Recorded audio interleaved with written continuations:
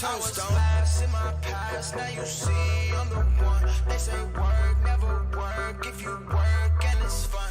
We on a winning team, on top where you find us. We can do anything, non-stop till our time's up. We on a winning team, on top where you find us. We can do anything, non-stop till our time's up. We can do, ayy, we coming up from the dirt, ayy. They trying to get us to fall, ayy. I don't even gotta flex now, boy. It's only win by the fault, ayy. Taking off with the ring, ain't nothing left, man. We the kings, ran with the team, ran with the dream, ran with the one fan in the seats, ayy. I pay my dues, check the receipt. Looking at you, you already peaked. Way, way, way back then. You can't follow with my tracks, man. Last in my past, now you see I'm the one. They say work, never work, if you work and it's fun. We on a winning team, on top where you find us. We can do anything, non-stop till our time's up. We on a winning team, on top where you find us. We can do anything, non-stop till our time's up. We on a winning team, on top where you find us. We can do anything, non-stop till our time's up.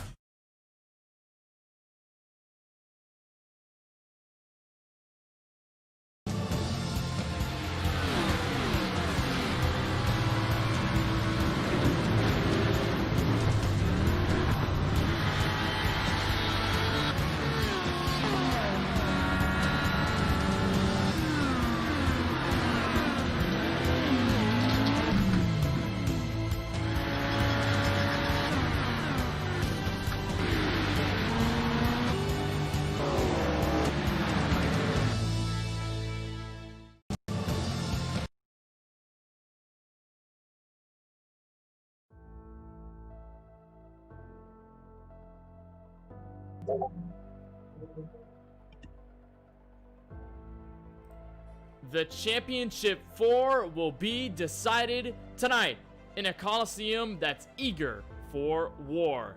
Welcome, sim racing fans, to the Last Great Coliseum, the virtual Bristol Motor Speedway, for the site of round 25 of the LWRC NASCAR Cup Series. Happy to have you join us on the KBueno Racing Network as we hang tight for one more race until we know for sure who will be the Championship 4 and where they will be. Where, along with Francisco Bacalhau in the booth, my name is Kenneth Bueno, and Francisco, we have seen two drivers already advance their way into the title race with wins, Cole Williams and Parker White being those two that punched their ticket, but there's still two spots up for grabs with a lot on the line. Yeah, we're here. This is the cutoff race at the world's fastest half mile, and as you mentioned, Parker White and Cole Williams already have their spot solidified into the championship race, which will be a week from today, or 6 days from today at Homestead Miami Speedway. Today we will figure out who will join them in that final spot, because with starting today's race, Aiden Kirker is locked in on points. So it's going to be a battle for that final position. Right now, the battle in terms of the points itself is between Brady Weileman and Josh Duke. But of course, Dylan Basin could come, and Colby Walls and anybody else who's outside looking in could win this race and automatically make it into the championship round. But of course, we have 150 laps at Bristol to determine that. Fitting that a tense fight for those championship spots will be decided at a place where tension always rises to the top of the Bristol Motor Speedway. And as we look at the playoff grid, you'll see right in the middle of your screen, you can see which drivers are the ones that will fight for those spots that are left. You see the ones outlined in orange in the round of 8, Cole Williams and Parker White. They already advanced their way into the championship 4 with their wins respectively in this round. And then you have Aiden Kirker there, and you did mention, Francisco, that he is locked in on points just by starting this race. So it's only one spot left to fight for to get into the championship 4 at Homestead Miami Speedway in 1 week time. You see the drivers in that bubble. Brady Weileman, one notable driver we mentioned last week at Phoenix, as well as Josh Duke, they made their appearances. Also, Michael Kenner and Colby Wells are returning to action tonight, so they are in must-win situations in the points.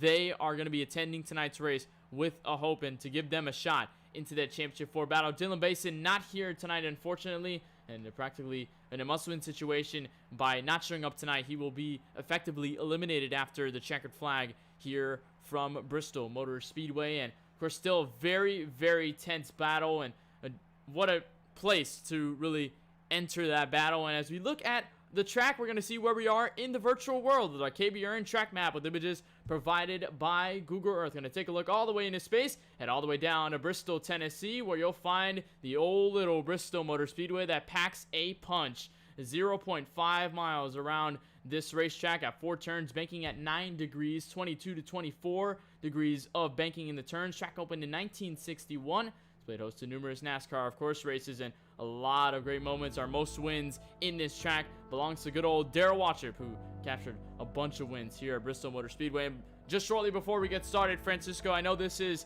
quite possibly one of the most tenacious races we see in this season, where the battle for the championship just continues to grow even tighter. We talked about how it was in the round of 12, how it further went in the round of 8, and now coming here with just only one shot into the championship 4. For those drivers in that must win, for really any driver around that bubble, what really is needed and what really needs to stand out more than all the other performances throughout the season in order to give yourself a shot at that title in a week time? Well, it looks as though there's only one thing, and one thing those guys below the cutoff can do, and that's win this race. Just based on the points, based on where everyone's going to be running, and based on the field size, your only option is to win this race. Winning your race is the only guarantee into the championship. Of course, there could be kind of special circumstances that could arise mid-race in which maybe somebody can get in on points. But of course, as I just mentioned, winning is the best scenario for them making the championship round. And last second in that qualifying session, Cole Williams snatched the pole away from Parker White.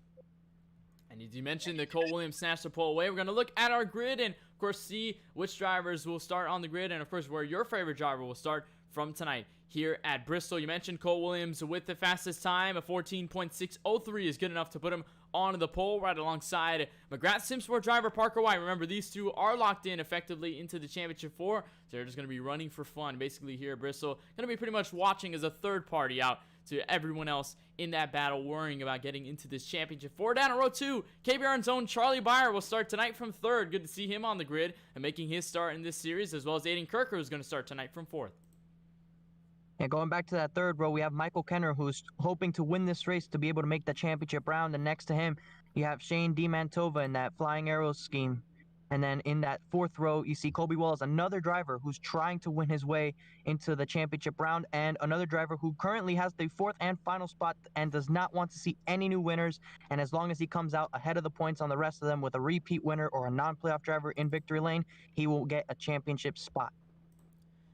And our final drivers you have there, Jaden Lawson in the 76, but you also have drivers in the notes such as JJ Hill, Josh Duke also in this mix as well. Hunter Ellis, Nova Sim Racing driver, will start tonight in this grid as well. Just did not have really the grid. We're going to try to fix that the best way we can, but we have 150 laps to decide the rest of the championship 4 that'll join Cole Williams and Parker White on this grid. And going to be starting here at Bristol. I know that this track, we played host to it before in this season earlier in the summer in July. Dylan Basin was the one who took that win away, but it was still quite possibly one of the wildest races you saw this season, maybe up there with the likes of Martinsville and such. What's going to be the quick thoughts for you, especially in this race, especially how we're going to attack this one?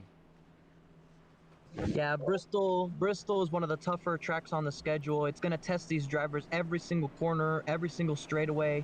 I mean, it's 150 laps this race, so that's 300 times you're making a left turn.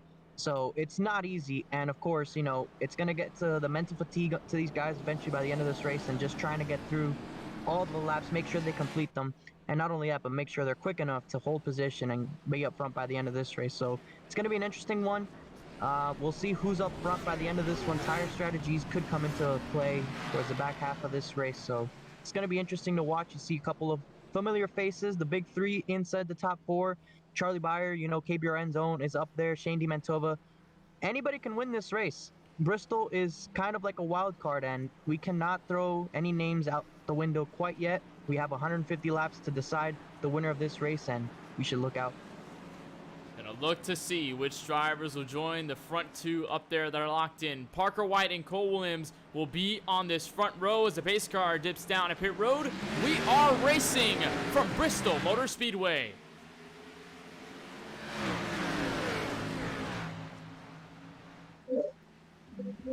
You see Parker kind of spun the tires on that start. Shane DiMantova sideways off turn number 2 into the inside wall. No caution yet, and he's able to keep it going, but you see the damage on the front of that car. Unfortunate for lap 1.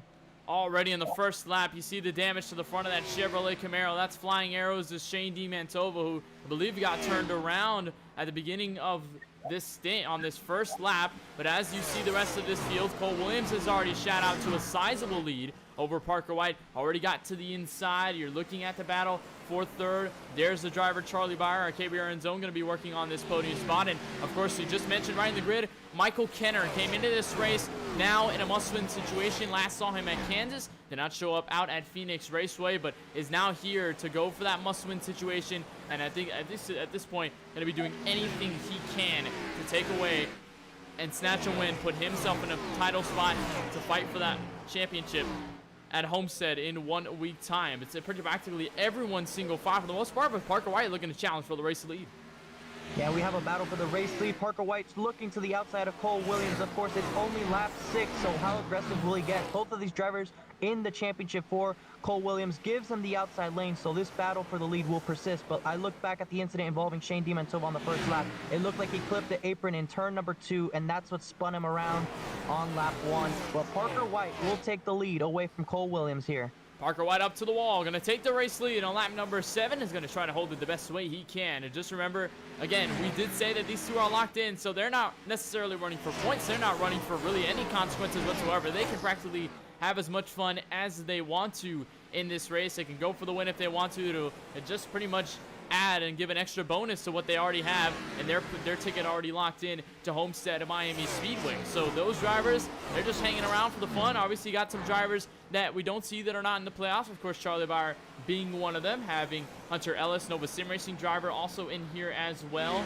JJ Hill also making an appearance. Seems as though he might have collected to the outside wall. Has some damage there, and once again, up to the outside wall. Jaden Lawson and, of course, Shaney Manitoba, who has yet to go one lap down, but the leaders are starting to closely return up to the back of that number 20. And the thing about just how long this race is, Francisco, of course, at a track like this, we have seen our share of racing here at Bristol. Of course, it was not in the same conditions. We saw it under the lights in the nighttime setting here at this track, and we've also had our share of racing here at the Bristol Motor Speedway when we visited here for the Bungee Lawn Care Series playoffs. It actually was reminiscent of this race itself. It was that elimination race to go to the championship 4. We saw Ezekiel Reyes do everything he can at the last part of that race to try and take the win away, but it was Blaze McKinney who got it, and Ezekiel Reyes was effectively eliminated from the shot at a championship at Phoenix Raceway when we went to season 2 for that title, and just how wild this venue is for such a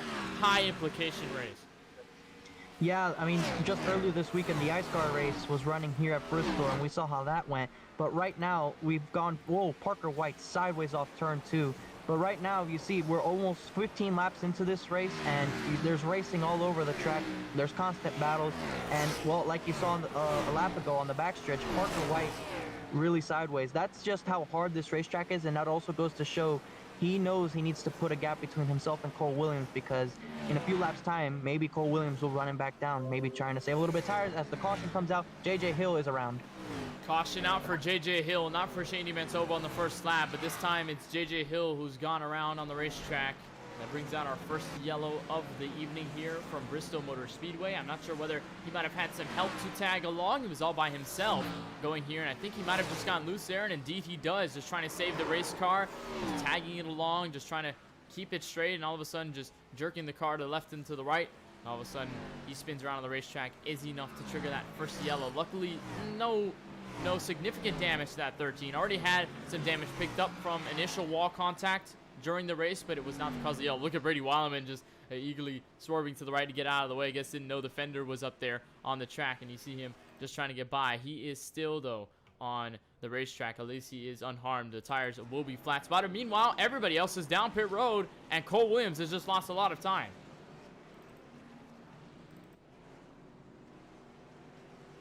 Well, he's down pit road. I'm not sure whether he's just laying in here or maybe what, but there he is now out of pit road. So he's going to take a lengthy pit stop. He's most likely going to start pretty much last into this group. Shaney Manitoba getting his stuff fixed. I believe there is one fast repair gifted to these drivers. I think Shane's going to wait until the moment arises for him to get his fast repair later on in this race. He's going to maintain with what he has for now. Parker White, though, wins the race off of pit road.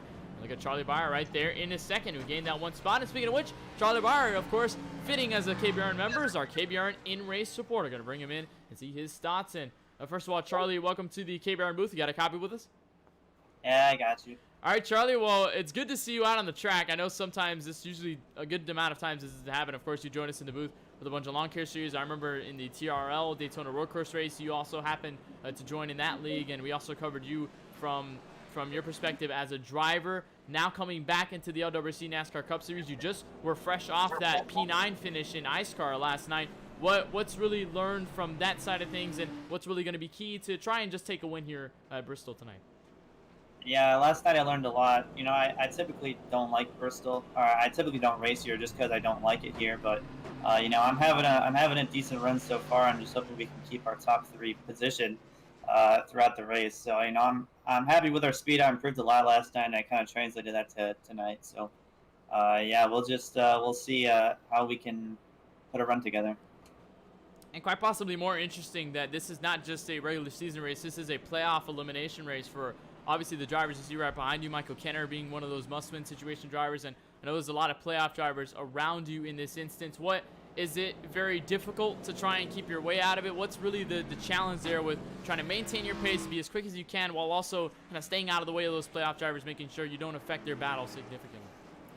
Yeah, I mean, there's that, but I'm also out here racing on my own. So I mean, I guess if it comes down to it, I'll let someone by, but I don't know. I'm just kind of here for position. I'm here for fun, basically. I'm not running for points or anything. So, yeah, I'm rooting for my teammates or my drivers, I should say, for Real Media Racing, and hoping they have a good race today. All right, Charlie, well, it's going to be a lot of fun covering you out there on track. Of course, we wish you the best of fun as well on the track. You're going to be starting on the bottom of row number 1. We wish you the best of luck, Charlie. That's Charlie Baier, your KBRN race reporter here from Bristol. Going to be starting on the bottom of row number 1, but it's going to be Parker White to lead the charge to the green flag off turn 4. We're back underway from Bristol. And Parker White showing exactly why that top line on restarts is the preferred line. You see a mess off turn number 2, 3 wide was off turn number 2 was a couple of these guys. Aiden Kirker slides into that second spot.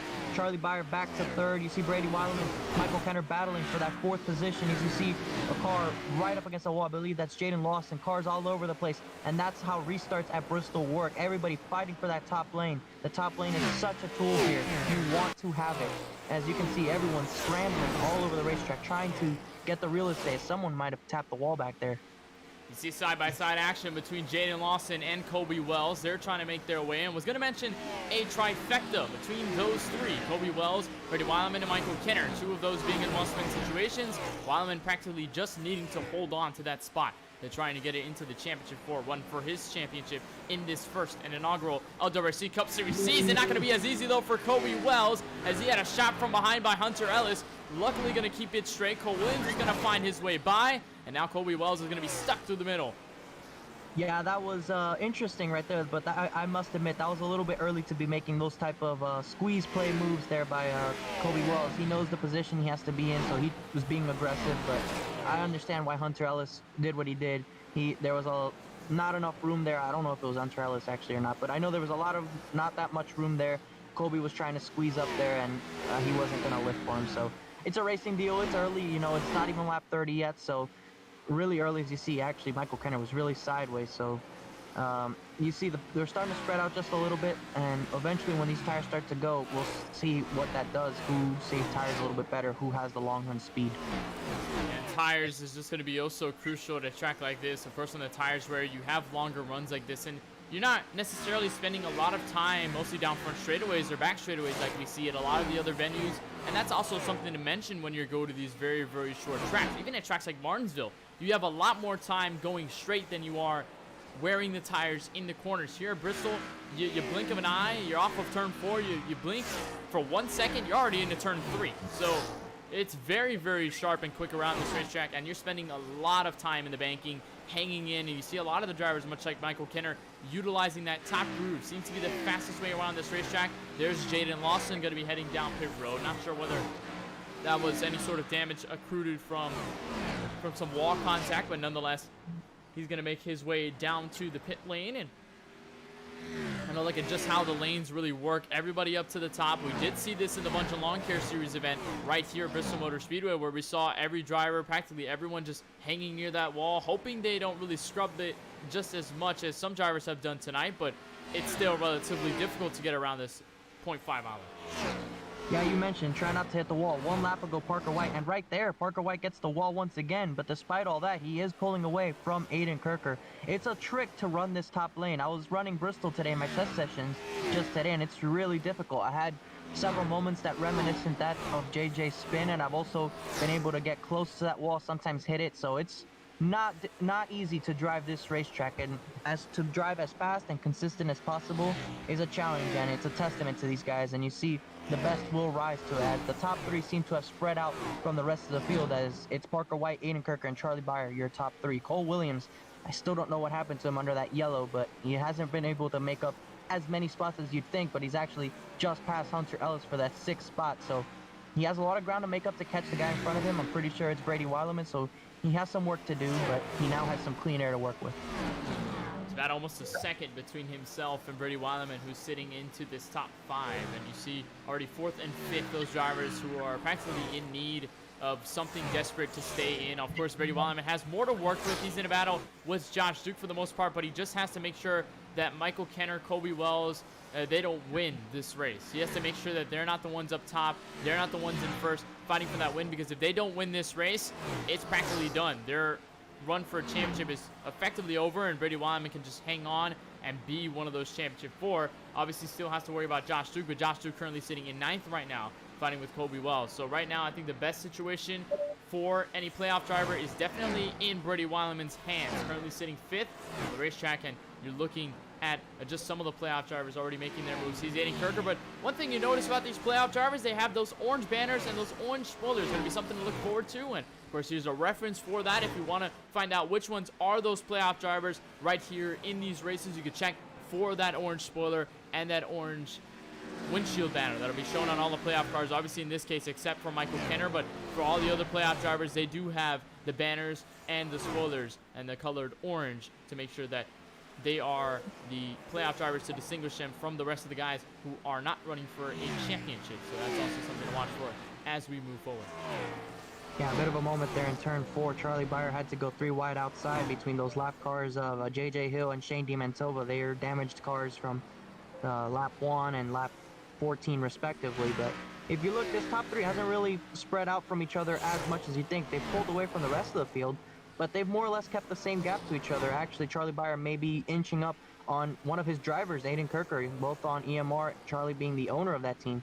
So right now, Charlie's sort of gaining on Aiden Kirker just a little bit right now. Parker White extending his lead over Aiden Kirker to about 1 second it is right now. So we're looking at to see how this run progresses, how the tires progress, who saves them best. And Cole Williams has passed Brady Weileman and is now starting to work on Michael Kenner for 4th. So I don't know, again, I don't know what happened to him under that caution, but look out for Cole Williams because he's showing some strong pace. That gap between 1st and 3rd, those 3 are within about 1.6 seconds roughly, maybe 1.6 and change seconds, as here's Cole Williams, who had that lengthy pit stop, lost all those track position spots, and now he's already trying to make it back up. Got by Brady Weileman for a top 5 spot. Going to look for 4th underneath the 14 of Michael Kenner, running a Ford Performance or a Ford Motor Company paint scheme with that Ford Mustang. Seems very fitting. And Cole Williams, obviously one of those drivers that recently went over to Toyota. If you watched this entire season, you mostly saw and you were mostly familiar with that 42 in a Chevrolet Camaro, but I think recently Cole Williams and Aiden Kirker respectively have made their move over to the Toyota Camry powered machines. Aiden Kirker though running a Chevrolet here tonight, but for most of those races, at least for last race, they were running those Toyota Camrys. As there was contact actually between a lap car that was Shane DiMantova trying to get by and Michael Kenner. And you can see how much the fresh tires really makes a difference here at a track like this. And oh boy, that could have been big for one of the playoff contenders. Yeah, I was just about to mention that too. It looked like that was a big moment for Michael Kenner. Shane had a huge run off turn 4 and got right up behind him and really loosened him up. You see, he goes to the inside and by Cole Williams. Cole doesn't want any of that. So right now, the closest battle on the racetrack that seems to be going on right now is Aiden Kirker and Charlie Baier. Or actually, that it was much closer, but then it seems as though the gap may have extended a little bit in that last lap. But they're both keeping up with Parker White. So these top 3, they seem to be pretty evenly matched, and it's come down to who has the track position, and if it's a long run, who saves tires the best. And right now, it seems as though those other 2 actually may be saving tires just a little bit better, but enough to keep up at least with Parker White. So we'll have to see how this unfolds. But we're right now 1/3 of the way into this race already. About 1/3 of the way, and I think now that we're entering this green flag cycle in its full-fledged form, we could possibly also see going into green flag pit stop cycles if you don't have any more yellows. We saw that first yellow come out with the JJ Hill incident, just it was a solo one, no contact to the outside wall. There was nobody else involved apart from JJ Hill, but if we do not have any yellows from here on out, there has to be a pit stop that's going to happen at least once in this race. We're going to have drivers head down pit road at some point. We're going to see that green flag strategy step into play, and we really have not seen it at too much here at Bristol Motor Speedway, but it's definitely going to be interesting to see how that works. There's Shane DiMantova going by both Aiden Kirker and Charlie Baier. He is currently 3 laps down, going to try to unlap himself in the rest of the way. Had some contact with Hunter Ellis, but meanwhile, who's the batter for 2nd? Charlie Baier going to look under the 39 and try and slide job up to the top, but back to 2nd, Charlie Baier. Yeah, Aiden Kirker seemed to recognize that Charlie had the momentum, and he's been closing on him in the last couple laps, and he just let him have the spot in the turn 1 and 2. Of course, getting passed by Shane DiMantova cost them both a little bit of time. As you're seeing up there on the pylon, they've lost about half a second to Parker White, but moved Charlie Baier in that 7 car up to 2nd as 3 wide. The leader on the outside with 2 lap cars, one of them being Kobe Wells, a playoff driver needing to win. So that's not what he wants right now. He does not want to be 1 lap down right now. He wants a caution to come out because he'd be in that lucky dog position. So the next car that would be able to go 1 lap down, I believe, is going to be No, he's actually the first car one lap down. I think it'd be Brady Wildman. So right now, before Parker gets to lap anybody else, he's going to want this yellow to come out. That way he can get the free pass. Luckily for him, he's got a bit of time for that to happen, but it won't last forever. Yeah, if we continue in this green flag run, we'll probably see Parker White reach up to lap traffic, such as Brady Wildman, put him a lap down, and then that puts Kobe Wells in an even worse situation, because if a caution were to come out, he would not get the lucky dog free pass. It would be Brady Wildman who gets that free pass to go back on the lead lap, and then Kobe would either have to hope for another yellow or would just have to unlap himself in terms of just on the racetrack if we're under green, or in that sort of sense, or if he gets a wave around from the officials. That could also be one of the other scenarios that could put him back on the lead lap. But a championship hopeful right now, Kobe Wells in that 45, currently the lucky dog spot, one lap down, and indeed in a hole early in this race. Did fall back and already has some damage to the right front, and currently just trying to hold on for the most part, just hoping and praying for the gods to just gift him one yellow flag in order to get that run all the way back to the lead lap and contend for a win. You saw the top four. Now you see Cole Williams now getting by Aiden Kirker. So Cole Williams has started to gap up to these guys. He already made a big gap up between himself and Aiden Kirker, Charlie Baier, who were the breakaway top three, but now it's a breakaway top four as Cole Williams has found his way around that 39. Two of the teammates working around each other. Looking back to fifth, ninth place earlier in this race, Josh Duke has made a huge recovery. So instead of Brady Wildman being the man in the headway, it was now Josh Duke who's gotten in front of him. Yeah, it's been an interesting swing this run. We've seen Josh Duke go past Brady Wildman. Brady Wildman seems to have fallen off in this run. If he goes a lap down, that will be a huge scenario for the playoffs. They see Shane DiMatteo all over the back of Michael Kenner. But a big claim I want to make right now is Cole Williams has been flying on the racetrack. He's continuously gaining time. We saw him pass Aiden Kirker a couple laps ago. He has cut the gap despite being in traffic to leader Parker White. So he is catching Charlie Baier at this moment. You see, he's right up there, that next car.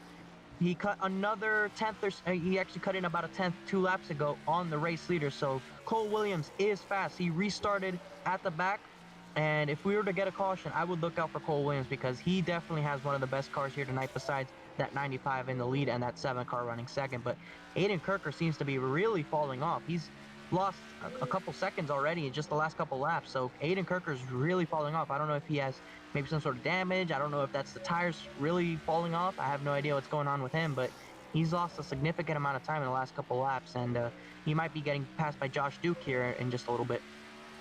Currently riding on board with the 42 of Cole Williams with our EO Media onboard cam. One of the looks we have right in front of that Toyota Camry. You can see Charlie Baier and Parker White just the road up ahead. So you see the gap slowly closing in. You did mention 42 is flying, and indeed he is. He's flying with all colors as he is really on this long green flag run, has emerged out of the fold, started all the way back in the couple rows deep when we got that restart, and all of a sudden on lap number 70, he's starting to catch up to second place Charlie Baier and slowly reeling in that race leader, slowly closing that gap each and every time throughout this racetrack. So it is only getting better. It's an uphill climb, but it is certainly looking prominent for that number 42 tonight so far here at Bristol. You did mention Aiden Kirker. He's falling back to fourth and slowly losing time to the number 32. Remember, all the drivers third, fourth, and fifth are all teammates. These are a part of EO Media Racing. They only currently have, I believe, only one other driver in this field apart from these three. That is JJ Hill, who's currently on pit road with Jaden Lawson. Their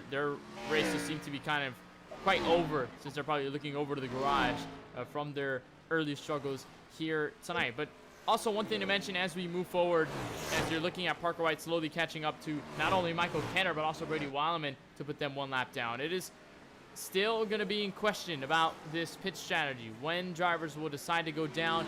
What will seem to be this strategy, Francisco, as soon as we look into this pit cycle? We're going to look into undercut, going to look for the overcut. What seems to be going to be the best part about the strategy here? What's going to be the main key? What's going to be the options that's going to be given to you in terms of this track being so short? I don't know exactly what the settings are for this race. I'm going to be honest. I don't know if this is like similar to the real life settings where you can go over 100 laps on fuel and tires, or if this is much more like the Bunge and Lawn Care series where it's about half that. I don't know for myself. I haven't been in this position in this series to really be able to give that sort of information away. But if it's like that first option, which I believe it is based on the Kansas race that we broadcasted, they might be able to go the entirety of the race without having to pit if it goes green. But of course, if a caution does come out, they are going to pit because tires mean that much. Parker White has been extending his lead over Charlie Baier. It's about 2.5 seconds right now. Josh Duke did get past Aiden Kirker for the 4th spot, and right now this is big right here. This is Brady Weileman getting past to get put 1 lap down. So this is big for Josh Duke's hope, and this is not good for Brady Weileman's hopes, especially if there's no caution. Yeah, but that also just put 2 drivers a lap down. It was not only Brady Weileman that went a lap down, it was a driver in need of a must-win, Michael Kenner, who also went 1 lap down. So that only leaves 5 drivers, your top 5, under this lead lap. The next driver in target and in question is at 39 of Aiden Kirker, who's definitely lost time. And speaking of which, he's going to make his way down pit road, so he's going to be the driver to start this pit cycle up in this green flag stint. Haven't seen anyone go down pit road yet, apart from that number 39 under the green flag. So our lead lap car, starting from 5th, is going to be down pit road.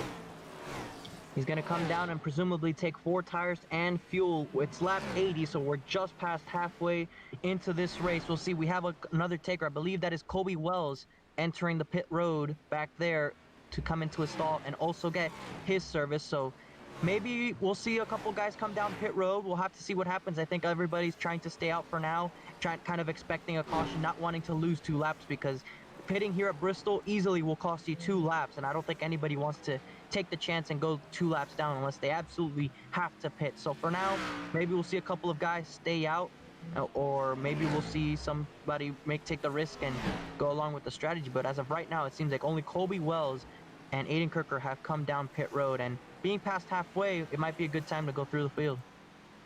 As you go through halfway, it's going to be our time to go through the field on the KBueno Racing Network, and we'll start, of course, with our race leader, Parker White, in the number 95 from McGrath Sim Sport. Has already been locked in with his win at Phoenix Raceway last week, so he has nothing to worry about in terms of this race, just to go for the win and have some fun along the way onto his title run at Homestead Miami Speedway in 1 week, where he'll actually be contending for the title with Cole Williams and the other drivers that we'll find out after the end of tonight's event. But so far, that 95 has easily been the best car on the racetrack, has set the fastest lap and started 2nd here tonight, and ever since he took the lead in that opening run, has yet to really concede to it. He's been running very, very well. His last lap was a 14.6. He's currently running on his way to try and pick up another win in this season.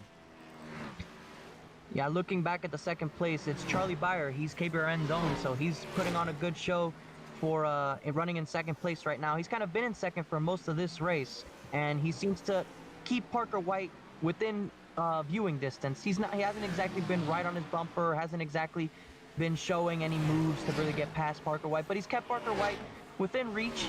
And as you see Colby Wells go by, unlapping himself from Charlie, but Charlie has been able to keep Parker White in his windshield, we know, within seeing him and his relatives. So I think Charlie's not exactly concerned about that right now, but knowing that he has enough pace to maybe keep up with them with a few laps, get a late restart, and Charlie Baier could be contesting that 95 for a potential race win at the end of this thing.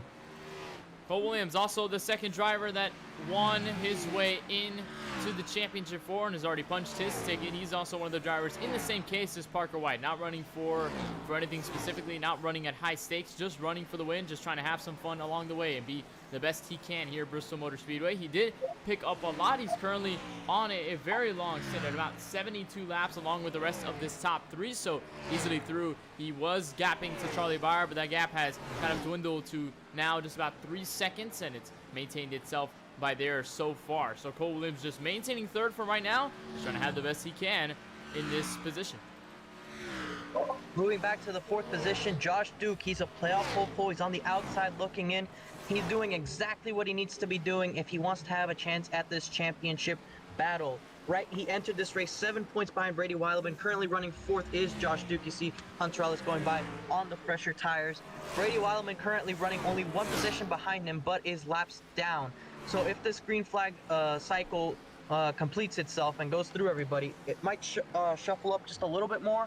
We'll have to see exactly what happens. But right now, if Josh Duke can stay in front of Parker White and a caution comes out, that's exactly what he'd need for his scenario to work out, in which he won't need to win this race to do so. But of course, as cars dwindle down, it's looking more and more likely like Josh Duke may have to win this race if he wants to win the not win the championship, but get into the championship round.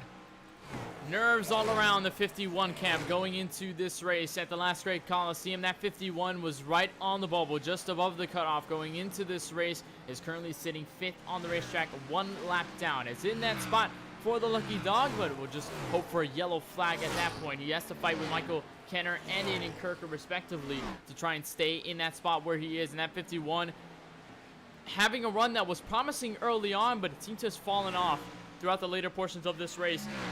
And that Weileman machine is just trying to hang on the best he can. Has a little bit of right from damage from some contact with the outside wall, but nonetheless still holding strong. And that Bodega Paints Toyota Camry, which he did win at Talladega earlier this year. And right now just holding strong, trying to keep his playoff hopes alive in the Championship 4.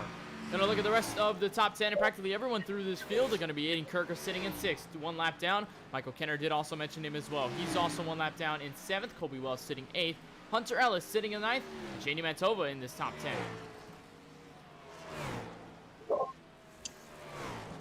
And just like that, we're about to a couple laps away from hitting the 50 to go mark. The final 50 laps to determine who will be in our Championship 4.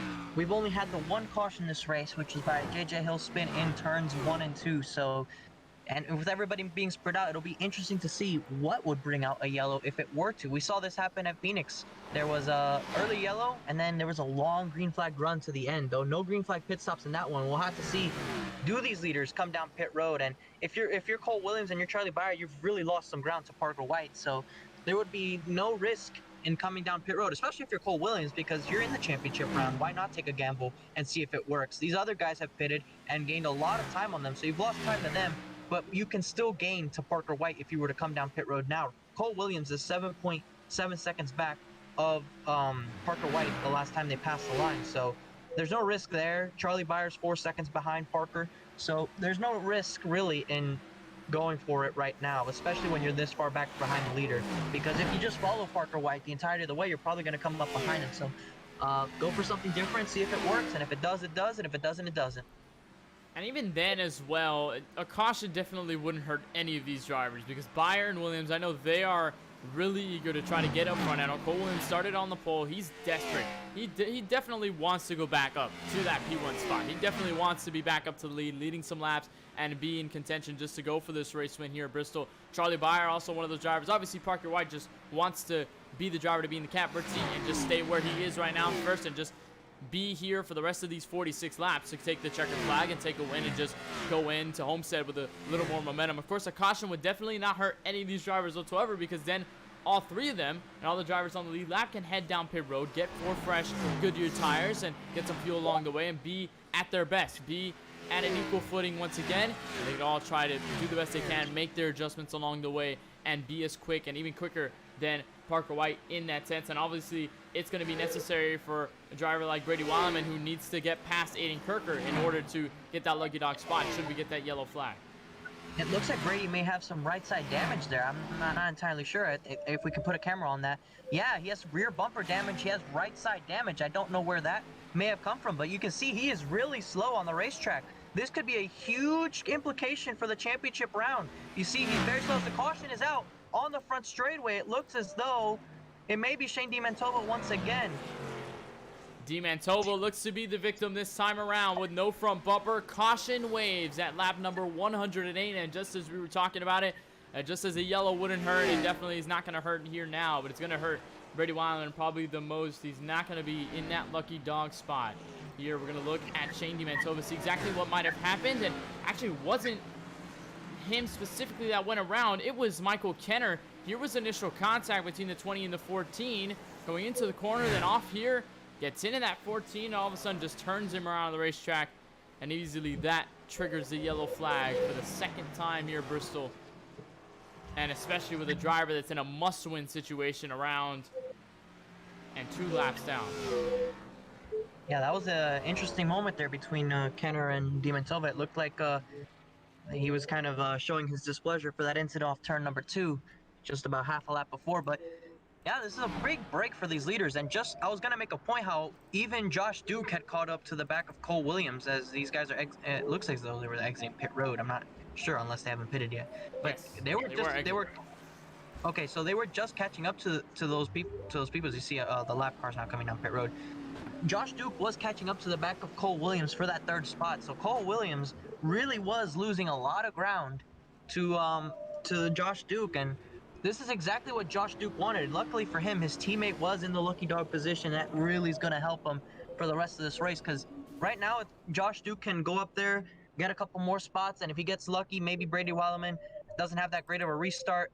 And if this run goes long enough to where that damage really doesn't help that 51, which you see the 51 there, we'll have to see what happens to his car and what that does to the performance of his team. So that was an interesting report there that we got in the middle of that run where we saw that damage on Brady Weileman's car. So it's going to be interesting to see what happens in these final 40 laps, because it's not over till it's over. And we've seen many times at Bristol, in league racing in general, there's always something that happens in the final 5, 4, 3, 2 laps that just decides to send the race into its head. Yeah, we're certainly keeping our eyes peeled for that. And you saw Brady Weileman get out of pit road just before Josh Duke. But remember, Josh Duke is on the lead lap. And Brady Weileman, since he was 1 lap down, and he actually was behind Aiden Kirker, who was also 1 lap down, Brady Weileman does not get a lucky dog pass and a spot. So he will still be 1 lap down when we take this green flag. Duke, on the other hand, will be on the lead lap in P number 4. He'll start probably on the outside of row number 2, along with Aiden Kirker, who just got out to the lead lap with this lucky dog on this recent yellow. And as we talked in our last yellow, we talked with our race reporter Charlie Baier. We're going to bring him back in, give his thoughts on a long green flag run that really lasted a while through a good portion of this race. Give his thoughts on what we were probably going to see, what he's going to expect through the rest of this one. And Charlie, of course, welcome back to the KBRN booth. You got a copy with us? Yeah, I got you.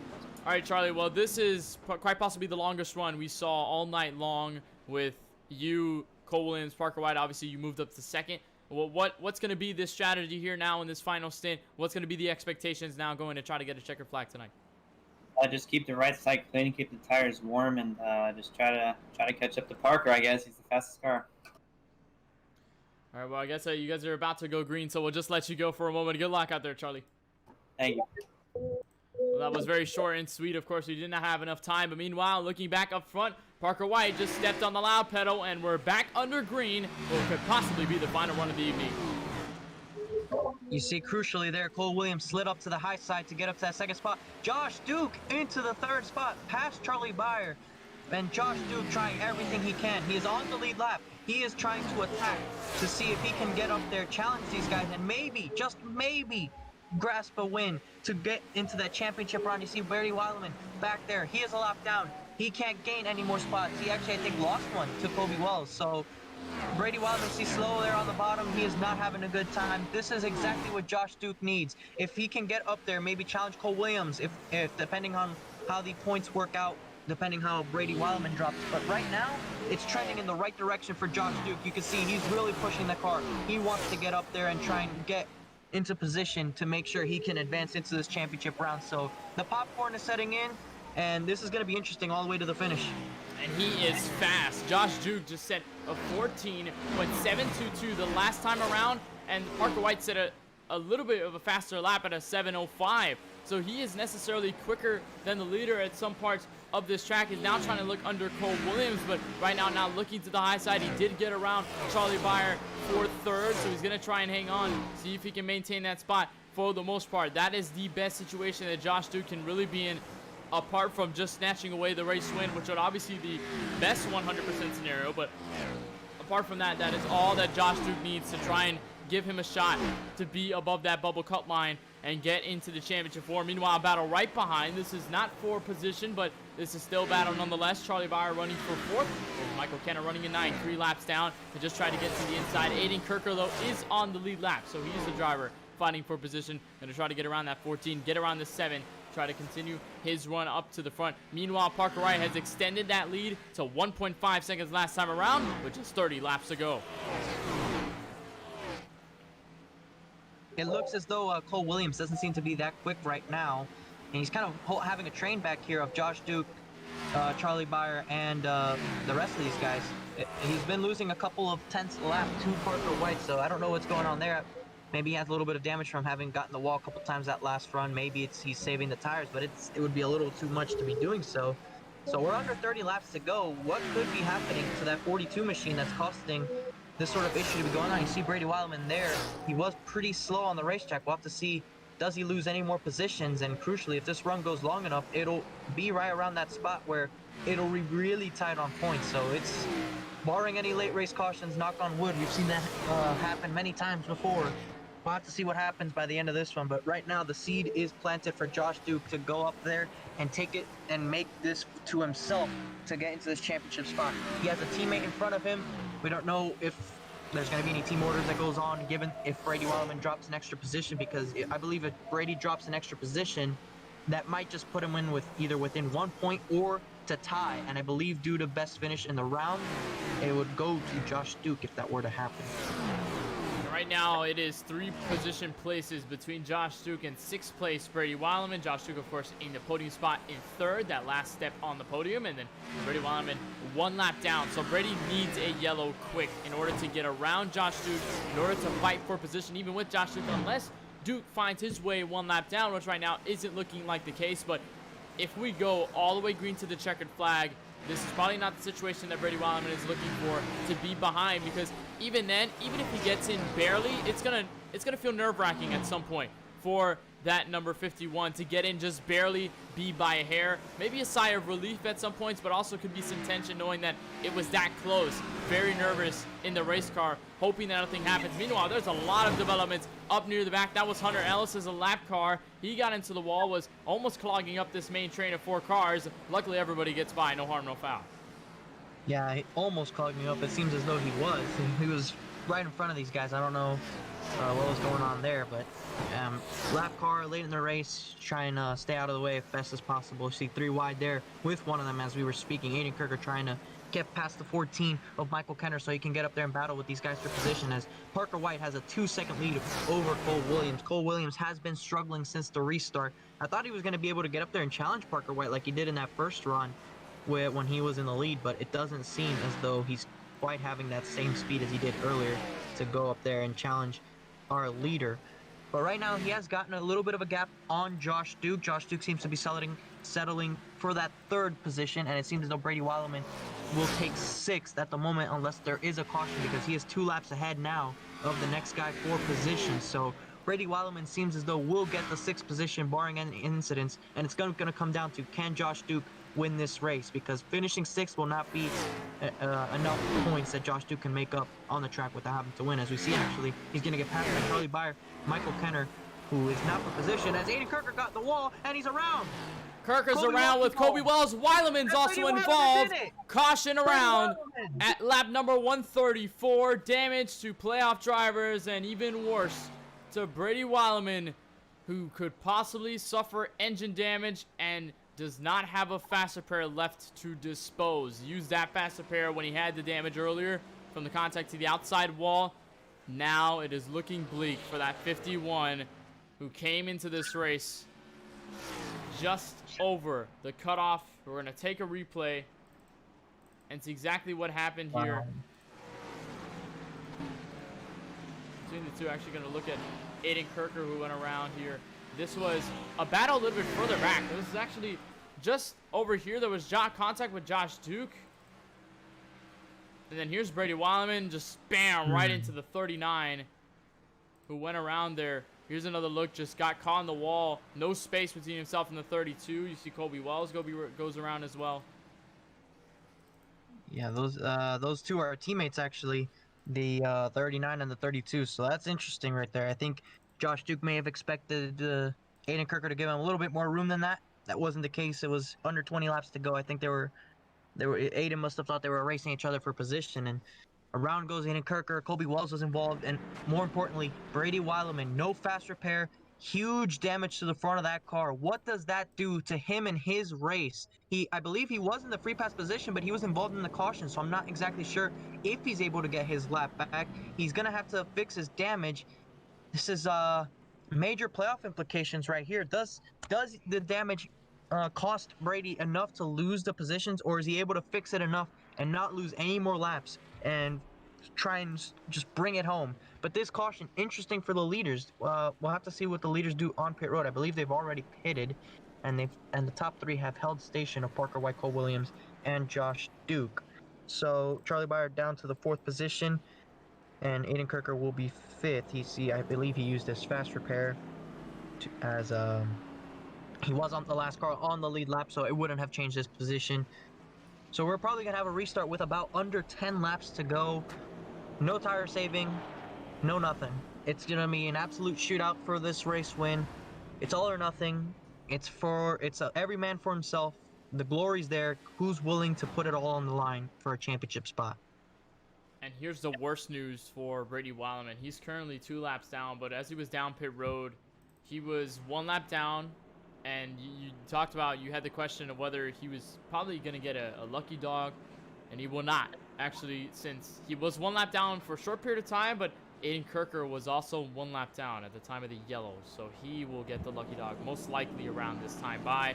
Since none of the other top 4 were under lap, he'll probably get that lucky dog once we get the 1 green signal. There it is. So Kirker will probably end up finding his way around, and he'll probably be, or I think he may actually stay 1 lap down. Not sure whether that'll stay stagnant throughout the rest of this run. He will file in with the rest of the guys. There's Weileman, who's just trying to survive. He's currently standing 6th, but he's in a fight with Michael Kenner for that spot, and that is very, very tough for that number 51, as Josh Duke will hold on to 3rd and will most likely have a restart here with just 11 laps to go at the line from Bristol Motor Speedway. It's the 2 drivers that are locked in, but it's a fight for everything behind that matters the most. Off of turn 4, pace car is off. We're back under green from Bristol. And Cole Williams with major wheel spin on the restart. Josh Duke gets up to the 2nd position. It looks as though Charlie Baier and Cole Williams will be battling for that 3rd spot. Charlie Baier having the nose on the outside, but Josh Duke getting a great restart to get up to 2nd. Wow, this race is really turning on its head with Brady Weileman having to battle to stay in 6th position. So I don't know, based on the points, what exactly is going to go on here, but this could very well end up in a tie for the last position. Wow. Josh Duke finds his way to 2nd, may be good enough to hold on to that spot with just 10 laps to go. Now 9 to go at the line. Parker White just holding on to his lead by about half a second. He might be able to run away with this thing if we do not have any more late yellows. Weileman has fallen down to 7th after Kenner has gone by. He may even go even a further lap down and go 3 laps down, maybe lose a spot to Hunter Ellis in that process. But Duke holding on to 2nd, Williams holding on to 3rd. The top 3 starting to break away. This is going to be interesting for the point position, but Josh Duke needs to hold Cole Williams behind him if he wants to stand a chance with Brady Weileman running in 7th. I don't know the exact math, but that would be either a point or a tie, and the point would be in Brady Weileman's favor. So Josh Duke needs to hold this position to have any sort of chance in the math. So coming to 5 laps to go, he either needs another yellow so he can contest Parker White, or he needs Brady Weileman to just not have enough pace and maybe lose another lap and lose a position to Hunter Ellis. But I don't think there's enough laps left in this race for that to happen. We'll have to see. You see nobody around at 51. Parker White in the middle of 3 and 4 there. I don't know if you saw it in that. There he is right now. So Brady Weileman's about half a lap down with 4 laps to go. He might be safe from losing any more spots, but Josh Duke needs to make this happen. You see them back there in that 2nd position, trying his best to keep 2nd from teammate Cole Williams. And Brady Weileman, it could be 2-3 laps down, but there's only just about 3 laps to go to decide. Parker White is about almost a second, roughly, over that 32 of Josh Duke, who just needs to hold on to his spot. Williams trying to look to the bottom, but it's not really good enough as we got 2 laps to go from Bristol. White just trying to keep his station where he was practically all race long, took the lead early in the run over pole sitter Cole Williams, and ever since then has held on for the most part. There is Brady Weileman in his sights with a white flag here from Bristol. One more time around out of turn number 2. Might not be enough to lap him, but off of turn 3 and 4 for the final time. Parker White's going to get even more momentum off his win last week and go 2 in a row. Going to go to the championship 4 with a boost, and Josh Duke will finish 2nd. Where will Weileman file out? He's 7th on the racetrack, and that's where he finishes, below Michael Kenner. Wow, what a final run to the finish that was. You see Parker White 2 straight, and looking into the championship race with a chance to go 3 in a row and a potential championship, finishing ahead of his rivals. You see him celebrating there. A dominating performance by Parker White. He led over 100 laps this race. A good win for him and his team. they're definitely going to be looking forward to the championship race at Homestead in 6 days. But we'll have to see exactly how the points shuffle out because it is really tight between Josh Duke and Brady Weileman. We'll have to see how this all works out because this is insane. I can't believe it's going to come down to 1 point. 1 point is going to probably make the difference between who gets in and who doesn't. This is unreal. We'll have to find out what the math will look like in terms of who will make it into the championship four, along with Parker White, Cole Williams, and even Aiden Kirker, who locked himself in just entering this race. It was that last spot between those two that really made the difference, and that could be the thing that changes this race on its head completely. Gonna look at our unofficial results here from Bristol. Parker White takes his second win in a row, and will go into Homestead with 2 wins on his back at 2 short tracks. Gonna head up into a 1.5 miler and fight for a title. He was already locked in before, but nonetheless a win will still mean a lot. Josh Duke survives, get past Cole Williams to finish second, and that could be just enough of a shot to get him in to the championship four. We'll just have to see. We'll get more information on that in just a bit. Cole Williams will be third on the podium on the final step. He has a very consistent race to the pole sitter. He'll finish in the podium spot. Charlie Baier, KBRN Zone, will come home fourth. I just say got to keep clear of the right side and just be the best he can this race while he comes fourth. So a very valiant effort for that number 7 machine. Aiden Kirker will file in this top 5, with Michael Kenner 2 laps down in 6th. Brady Weileman in 7th, also 2 laps down. Hunter Ellis 8th. Kobe Wells 9th. Shane DiMantova 11 laps down in 10th. And looking at the final 2 finishers for this race, JJ Hill, who had an early spin, and Jaden Lawson, who brought it down into the pit road fairly early into the running of tonight's race. Unfortunately, their races ended early, but wow, Kenneth, what a wild end to this race. What looked to be a long green flag run, a yellow that set up a run there that got a couple lap cars involved, and a late incident involving one of the championship contenders. And we'll have to see how the points work out before we can tell anybody for sure who's in and who isn't. We're going to see and gather our thoughts. It's going to be a wild conversation and some crazy interviews down in the KBRN post-race coverage, and we'll have that for you. Our KBRN post-race coverage brought to you by SDC. We've got more coming up next. Stay tuned. We've got a lot more to cover.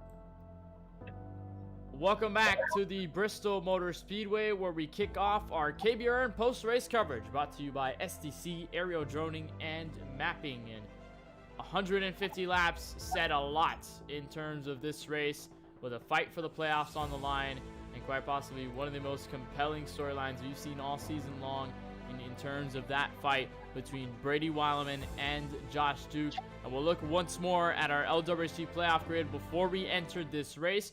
You saw Cole Williams and Parker White outlined in orange lock themselves in with wins in this round to go to the championship 4. Cole Williams winning at Kansas and Parker White taking the win at Phoenix. He also won here tonight at Bristol. It does not matter, though, to the championship 4 because he was already locked in with that win last week. And there it is.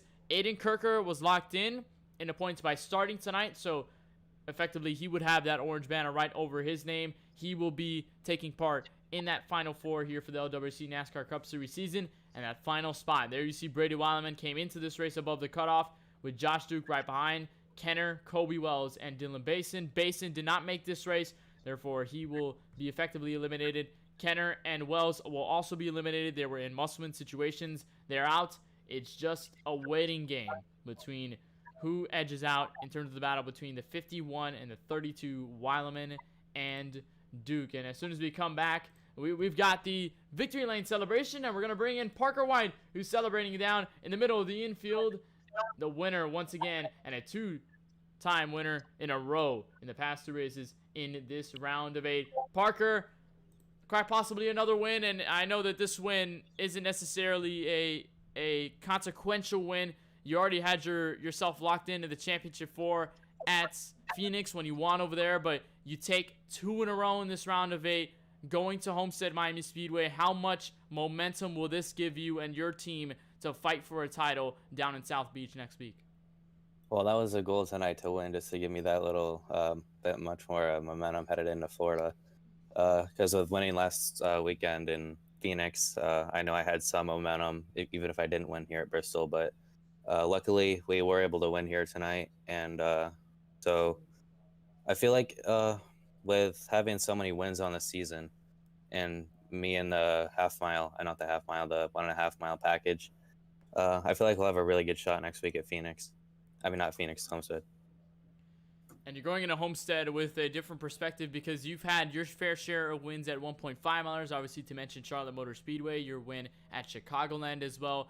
But recently, especially in this round, you found yourself with wins at short tracks, 1 mile or less. You saw 1 mile the track at Phoenix where you picked up the win, obviously a half mile here at Bristol to take the W, and to go on the Homestead, you're reaching another 1.5 miler, which we did see last season, but you weren't in the league specifically when we went to Homestead last time around. What's going to be the key mindset? What's going to be that game plan going into Miami, and knowing obviously you're fighting for the championship and you have had some good share of success at 1.5 milers so far in this season with the competition?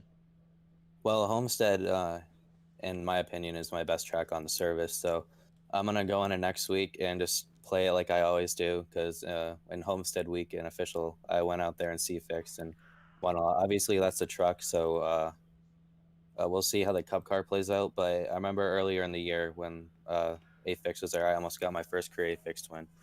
Still looking for that first career A-Fixed win, but I'll look for a pretty good run next week. Before we let you go, Parker, to celebrate your victory, which people do you have to thank, team sponsors, or really anyone else you'd just like to give out the love to for tonight's win at Bristol? Yeah, I'd like to thank my team, McGrath Sim Sport, and my teammate, Michael Kenner. He's helped this race getting out of the way when I was coming around to lap him. Wish he could have had a little bit of a better run here. And I'd like to thank a few of my sponsors, Plunger Lawn Care and EL Media, and of course you guys at KBRN. Once again, congratulations, Parker, on your win here at Bristol tonight, and we wish you all the best of luck now running into the Championship 4 at South Beach next week. All right, thank you. See you next week. Parker White, the win goes to him, 2 in a row in the round of 8. Going to move on to Homestead Miami Speedway with a head of steam. Going to look over to second place, Josh Duke, and quite possibly one of the most interesting situations that we've yet to see fully develop, as he's trackside on pit road with KBRN's own Francisco Bacallao. Josh Duke, this is Francisco in the KBRN booth. You got me? Yeah.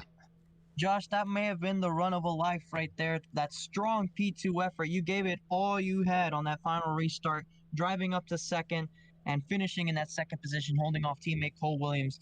We aren't sure exactly what the official points are going to look like, but it could either be a tie or 1 point separating you and Brady Wildman. Just before any of that talk, what do you have to say about that performance that you put on today? Well, I don't know. I started out, didn't think I was really fast enough to run up in P2. Qualified in the back, got up to 5th, I think. No, 4th. Then the caution came out, and then after that, I just drove as hard as I could. That last restart, I went, just tried I don't know. I gave it all I had. I just didn't have enough to get the win. Well, we aren't sure exactly how the points will shake out. You finished about 1 second behind Parker White, though. But even if you don't make the championship round, it was a great effort by you and your team in this round to get this close to a championship round. Looking back on any races, if it does come down to 1 point, is there any sort of race or any position, any moment you could have looked back onto and said maybe one more spot here would have made the difference, and whether I would have made it or not? I think Kansas. If I got finish, I don't remember where I finished, but if I didn't finish top 5, I think if I got top 5 at Kansas, I would have had a better chance going into here. Well, lastly, Josh, after that great run, who do you have to thank? Any person, sponsor, anybody that you want to just give a shout out to for helping you make this strong finish possible? Well, I'd like to thank my teammates at EMR for helping me get into this situation. Z's Custom Diecast, South Energy, Apella Gaming, you guys also, and Brady for giving me a good fight for the round of 4. Well, we hope everything works out good for you. We'll have to see what the official points are, and we'll inform you of that when it comes through to us. But until then, we appreciate you taking the time to talk to us, and we wish you luck next week, regardless if you make the championship round or not. So we wish you luck, Josh. Thank you. Josh Duke with a strong P2 effort tonight at Bristol. Josh Duke going to be awaiting on the point situation to see if he edged out Brady Wildman in terms of the fight for that final spot into the championship 4. But once again, we'll bring in a person that's already locked in from that win in the round of 8. It's Cole Williams, who comes home tonight from 3rd position on the podium. And Cole, just a decent run here tonight. I think it was something you just needed here. Of course, Parker White took the win, but for you, it was just kind of carving through the field for a good portion of this race and just hanging on for 3rd. And of course, right now finishing on that last step of the podium. You're obviously locked into Homestead Miami, but just give us your takeaways on the final short track of this season. Yeah, man, it completely killed me. I had to, because I could hear my voice in the background, but yeah, it was just that speeding penalty at the start, that was probably the end of my at least shot to win, because with that long run, I basically just had to use you save what you have, because I was kind of sitting behind Hunter and 45, and I was kind of just relaxing the right front and right rear. And then once they just made mistakes, I'd pass them. And then from there, that was about 10 laps into a run. I was just, I was blazing. I caught all the way up to a second behind Charlie or so in second place. And then I feel like just one corner, or actually it was on the straightaway, I kind of just barely bumped the wall. And I felt like from there, with iRacing being, realistic, you hit the wall, it damages your tires, it doesn't give you a tire rub, it just makes your tires, go away. And it just, from there, it felt like just the right front was gone. I would just get in there and it wouldn't go anywhere. And then if I ran low enough, it would get loose, but it was kind of fun driving it. And then from there, I was just falling off. Josh caught up to about a second behind me before he hit the wall, and then he started fading a little bit. And then the caution came out, and it was just surprising. I didn't really think it would come out, but then it happened right in front of me too. I just see Michael got, I guess, turned or wrecked or something. But, and then from there, it was just, we're gonna try to see where the points stand. for Josh and see if maybe we can help him in any way get in.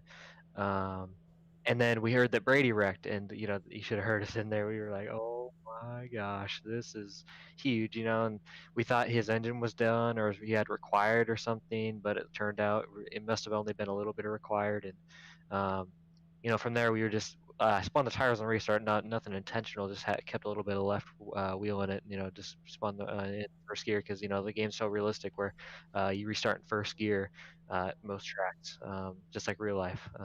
But I spun it, and then he went outside, and we just like we all told him just go win this thing, like tunnel vision, just run the top, of course no saving, just go for it. And just couldn't quite pull it off. He got loose off before when he was starting to catch back, and unfortunately it just kind of ended his hopes. But I could have probably brought home P2 if I really wanted to pass him, but just in case if he needed a point, say Brady blows up or something, loses one more spot, I think he missed it by 1 point. Um, you know, he gets that point and he gets in. So I was not going to pass him with Charlie having a battle behind me. I was just going to chill in P3. Well, nonetheless, even if Josh does make it or does not make it into the Final Four, you're still going to be fighting for a title next week at Homestead with a teammate right alongside. And, of course, your friend and the dynamic duo we've been mentioning all season long, you and Aiden Kirker will be locked in. As Aiden Kirker started this race, he was effectively locked into the championship four. Obviously, you got that win at Kansas to put yourself in here. Now, what's really going to be the game changer that's going to put you up to the front at Homestead Miami Speedway alongside Parker White, your teammate, and possibly either Josh Duke or Brady Weileman to take a title away in this first LWRC NASCAR Cup Series season? Yeah, I think I ran a lot of official there. It was in the late afternoon, so I guess the track time was a little bit higher, but ran with a lot of good guys and kind of studied what to do. I think I was either I was watching Parker because he was streaming a Discord or something, or I was in a race with him, and he always says this is his baby, his best track, and like he loves Homestead too, but he just he loves this track. And with this game, it's fun. Homestead's fun, just it's not as fun as it really should be because in real life, it's very dynamic. You can run on the white line, you can run right in the middle, you can run against the wall. That's like the main three. You can even take it 4 wide somewhere, but it's probably not the smartest idea. But I mean, in this game, it's mainly single group. But you can work about half a group, so it's about a groove and a half you can work, either lower or upwards. And I know that Aiden's gotten a lot better here. I've been helping him, throughout this week because he's just notoriously. He said, this track is just not my favorite. Um, just wasn't as fast, and I think we got him tuned up pretty good. And then I assume Brady will be there. I know he works. I know he did leave McGrath, but yeah, for sure he's still, with his Parker. They probably will communicate during the race. So I think he'll be definitely a force to be reckoned with. Of course, Parker White is going to probably be the main goal to beat, and it would be cool if it could just be me and Aiden Kirk. I feel like the dynamic duo, just just the people that started. We've ran basically every race besides he missed Vegas, but that's way long ago. So we basically ran every race, and if we could battle it out, that would be something.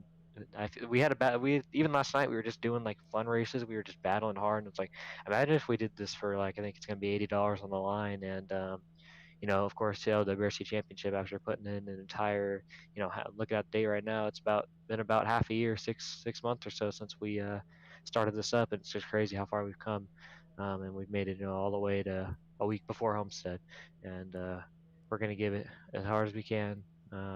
Win or lose, the season's been really fun. I see 4 checker flags on my name. A couple of them being in, smaller races, or some of them being, big races. The way back at Phoenix, beating Blaze. I thought, I still think Blaze is, one of the best out here, and just defeating him, even though he made a mistake, still, being able to run with him the entire race, and then being able to defeat him, that I felt like that was kind of where I started to take this a little more seriously, and I have to credit the league for being there. And from there, we've gained probably 2,000 iRating since that Phoenix race, and we've gained a lot more traction with people in here, and it's gonna be one race definitely to watch on KBRN. It's definitely going to be a lot of fun. Cole, before we let you go on this podium finish, which people do you really have to thank? Any team sponsors, or will anyone else you'd just like to give your shout outs and thanks to for tonight's effort here at Bristol? I would just like to thank Yo Media Racing once again. You know, I had rocking the Stealth Energy Camry with, of course, Pell Gaming and Z's Custom Diecast. Thanks to them, you know, for being incredible sponsors once again. Drinking Stealth Energy right now, post race, and uh, that's what I'd like to thank. I'd like to thank you guys for putting this broadcast again, Francisco, and of course you, Kenneth. You know, basically all season long. You know, and I think it'll be definitely interesting at Homestead to see what happens. But I also like to thank. I know I have a lot of friends and family watching this race. So I'd just like to thank all of them for tuning in tonight. I wish I could have, you know, maybe not sped and been able to save a little bit better and not having to push that second kind of phase of where the right front kind of goes away. I would have been able to definitely contend. Um, but you know, P3 and easily P2 if I, you know, was a nice guy. But P2 if I wasn't a nice guy, and then I would have been able to, you know, proud of that. All right, Cole. Well, the best wishes go to you in your run to the championship of the Championship 4. I know you, Parker, Aiden, and whichever of the last driver that we see, we still have no specific word on the updates and points just yet. But when we do, of course, we'll let that know. Cole, we appreciate the time, and we wish you the best of luck not going into Homestead. Thank you for joining us. Thank you, Kenneth. That's Cole Williams, your third place finisher here from Bristol Motor Speedway. It's going to look out our top 3 interviews, and I believe still no word on the points situation between Brady Wileman and Josh Duke. But I think just to shortly give ourselves a recap of what really happened here tonight, Francisco, I'll turn back to you here. And what a race we had here at Bristol. I think certainly one of the cleaner Bristol races we saw. I think last time we visited this track, it was a lot more chaotic. We saw a lot more craziness happen. But going around this time with championship implications on the line, saw our 2 yellows, or our 3 yellows, and we saw things kind of escalate in huge portions, and a battle for the championship now boils down to just 4 at Homestead Miami Speedway.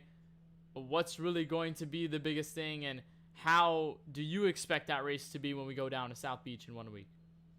Yeah, today was definitely a crazy race. Clean for the most part, all things considered, with all the implications everybody was facing. We still have yet to have an official word as to who the final driver joining Cole Williams, Parker White, and Aiden Kirker in that championship 4 will be.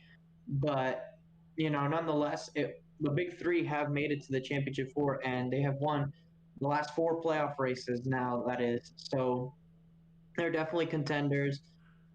It's going to come down to who has the track position at Homestead, because we see with that 1.5 mile high downforce small engine package that they will have for that race, it's very draft dependent, like a super speedway, and with a twist of Homestead thrown into it, where you have to kind of lift that little bit because of the way the turns are and the tires. So it's going to be interesting to see if the run comes down to a green-white checkered. We have no idea what's going to happen. It will probably be who has the lead. But if there's a run to the finish where you have to save tires, it could very well come down to who saves tires best. I hear Parker White says he feels good about him. I spotted for him a couple races in official week there 2 weeks ago almost.